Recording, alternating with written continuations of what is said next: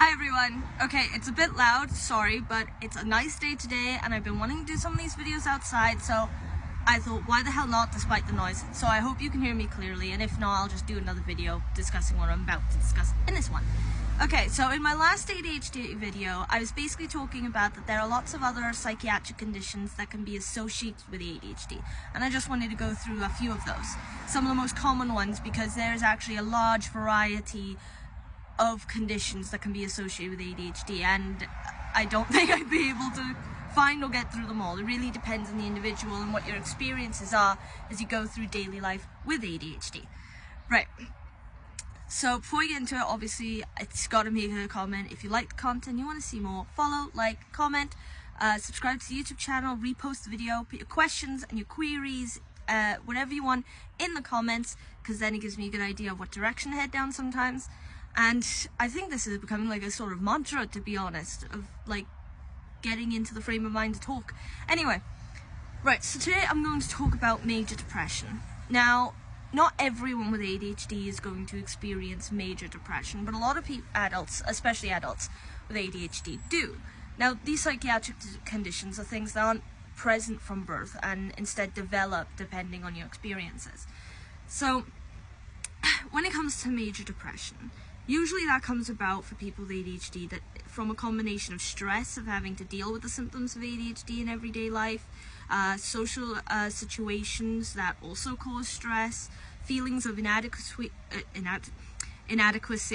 or underachievement because of certain symptoms like difficulty initiating tasks or completing tasks, and procrastination, low self-esteem, things like that. Now, if there's another condition present in a singular person, it's called comorbidity. Now, I know that's hard to say, and in my head I have to literally like spell it out as I say it. But what that is when literally two or more diseases or medical conditions simultaneously exist in a single person. So that's what these are. These are the psychiatric conditions. And like I said, with major depression, it comes down to a lot of things. Say in social situations, when you feel stress or when you feel anxiety or overwhelmed, that's going to make you feel out of place, that's going to make you feel isolated, and that's going to contribute to feeling depressed. Like I said, with procrastination, when it comes to achieving tasks and failure to do so, again, that's going to make you feel like a failure yourself. And then there's all sorts of other things as well. It's a large area to talk about, to be honest, so it's, if you ask me, it's a pretty good place to start. So that's why in this video I'm just giving a sort of brief of how major depression may be present in people with ADHD, and I'll try to keep talking about it, but there is a lot to discuss, so I may make another video, but let's just see how it goes from here. So yeah, like I said, all those kinds of things. And also there seems to be a sort of neurochemical link, I believe it is, between ADHD and depression, specifically on how both affect certain parts of the brain. They kind of intersect or collide and share these similarities, so it's quite easy to end up feeling depressed if you have ADHD. Myself, I have been depressed. I was depressed for a good few years, actually, since I was a child to late teens, around about that time, because one, there were different personal issues going on. I'll say like with friends or like family, losing loved ones, that kind of thing. That was hard to manage, and that came down mostly to, again, in ADHD, there's difficulty to regulate or manage your emotions, which is just going to make things worse if you're going to end up feeling depressed, because you don't know how to deal with it, you don't know how to cope, you don't know how to think. For me, when I hit my severe bouts of depression, it was kind of like a spiral, a downward spiral, literally. It was like I'd start thinking about one thing. I'd think, why does it have to be that way? Why can't it be like this? It's a lot of ifs and questions of why.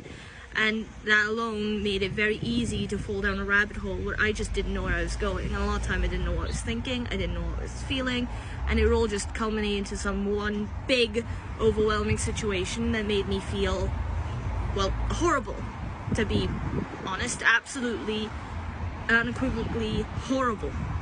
So, yeah, and when it comes to depression, it's a really nasty thing to experience, just in general, no matter who you are. But when you're dealing with ADHD as well, you have the added stress of your symptoms, because in cases where your depression kind of comes from a singular source, you know, like you've lost someone dear to you or you've been through a traumatic experience, then there are situations when, so long as you find a method early enough, you know, you find the support that you need to deal with that situation, that root cause, then you're going to find a way to heal almost.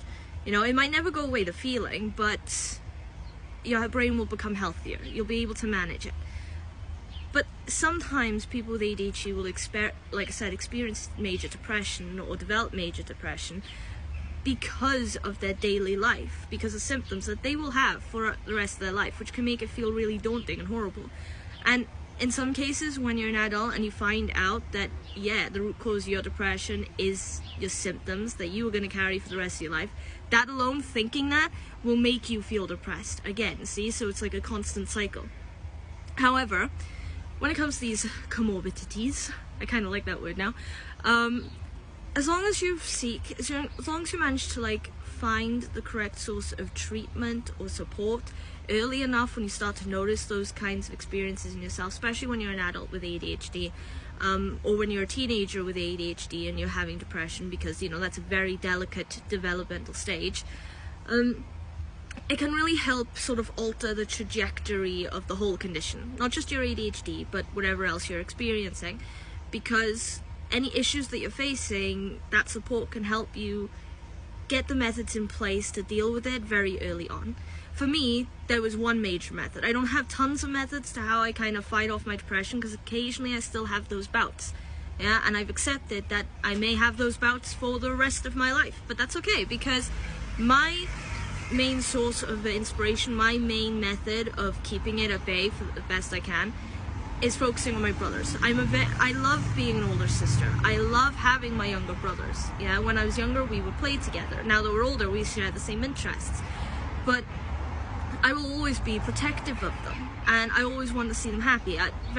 Again, because of autism, ADHD, and also because I'm an older sister, I'll have like an emotional sensitivity to these things, and I don't want to ever see them upset. So to me, the first stage was suppressing my own emotions, my own negative feelings, just so I can focus on them and make sure they have a good time and my parents don't worry. That was unhealthy, but it was ultimately for me it was a good starting point, because it gave me the basis to be able to fight it off myself, to have that fortitude. Later on, I sought counselling, and when I got counselling, I was able to work through my emotions one at a time, very methodically, to try and just make those methods of thinking. It's like when my brain goes down the spiral, now I'll start thinking about things I like instantly. Yeah, it will come to mind and I will start repeating them. I'll start reminding myself, no, life isn't hopeless. No, it's not worthless. You know, there are things to enjoy. That's my method. But it depends on the individuals, I keep saying. Anyway, I think that's a good place to end. And yeah, there's a lot more preciseness to do with talking about major depression in association with ADHD. So I will do another video on that actually, where I'll be in more detail. So if you want to check that out, you know, like I said earlier, follow, like, leave a comment, questions, requests, queries, just because I like that word, repost the video, subscribe to the YouTube channel, and hopefully I'll see you soon. Till then, enjoy your day. Bye.